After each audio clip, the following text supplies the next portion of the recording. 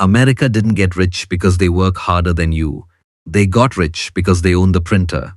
I'm not kidding. The printer has always beaten the factory in this game. Trust me. Rich countries don't make money the way you were told. It's not about waking up early or outproducing everyone else. They built a system, a quiet one, that pulls value from the rest of the planet while making it look totally normal. And the crazy part? Most Americans have no clue how it actually runs. Start here. The United States doesn't need to build everything. It doesn't need to dig up everything. It doesn't even need to earn in the way you and I think about earning. Because the dollar is the world's reserve currency. America can print it, ship that paper overseas, and get real stuff back. You send paper, you get oil, phones, food, labor. That's not trade, that's leverage. And at the country level, leverage beats hard work every single time. This is where people get wealth wrong. They think it's about production. It's about position. Rich countries sat themselves at the top of the money plumbing, and from up there they just collect rent. Not rent on a house, rent on the whole game. Look how it plays out. A developing country wants to trade. It needs dollars. To get dollars it borrows. Where from? IMF, World Bank, places that are basically run by the rich countries. Those loans come with fine print. Open your markets, cut your tariffs, sell your state companies. So the country does it. Foreign firms walk in, set up shop, pull out the profits, send them upstream. The loan gets paid back with interest. Then they need another loan, round and round. This isn't some secret meeting in a dark room. It's just the wiring, the architecture of who gets paid first. Here's the part most people miss, the psychology. It doesn't mostly work because of guns, though that's happened. It works because it feels like the only sane choice. You want roads? Take the loan. You want investors? Play by our rules. Financial power is good at making you say yes on your own. Countries sign up because getting locked out of the dollar system feels like death.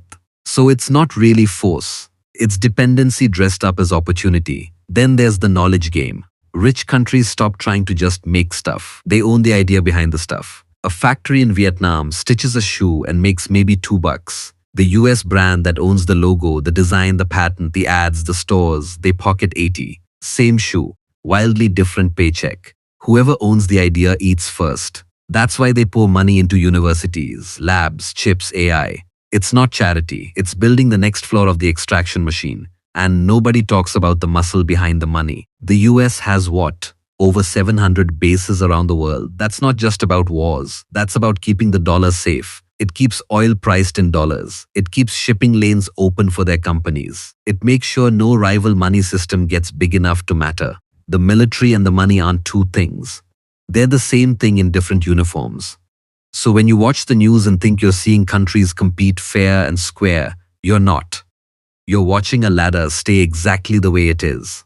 And the smartest ladders are the ones where everyone on the lower rungs still thinks they can climb to the top if they just hustle harder. They don't just control your money. They control the story in your head. That's the clever part. It goes deeper than economies. It's about how you think economies should work. Rich countries export more than goods and dollars. They export ideas. That free markets are natural. That privatization is progress. That GDP up means life is better. Those ideas didn't come from neutral research. They were funded and repeated by the same countries that win when you believe them. Own the story of wealth, and you never have to explain where it goes. I mean, think about it. You hear it on news, in school, from every expert on TV. Same lines, same confidence. Most people never flip that switch. They see poverty in the global south and think those countries failed. Often it's the opposite. Poverty is a feature. If you're wired to sell cheap oil, copper, cocoa, and buy back expensive phones, medicine, cars, you lose on every trade. Not bad luck, design. They didn't forget you. They just never planned for you to win. The terms were written by the people at the top table to stay good for them. Look at 50 years. Latin America, Africa, Southeast Asia followed the playbook. Open markets, privatize, deregulate. They didn't become America. They got debt, currency crashes, and watched their water power mines sold cheap to foreign owners. The ones who pushed back, who protected local industry, who limited hot money, who built for their own people got branded. Unstable, risky, authoritarian. That label is a weapon. Investors pull out, currency falls, prices spike, and the government ends up back at the IMF. Compliance becomes survival. I've seen that cycle in my own region. Same script, different flag. Now make it personal, because this isn't just nations. It's you. You're told save, work hard, invest. That's not useless, but you're doing it on a board built before you arrived. The market you buy into is run by institutions that protect old capital. The cash you save is meant to lose value. Inflation isn't an accident. It's a push to move you out of cash into assets rich people already own.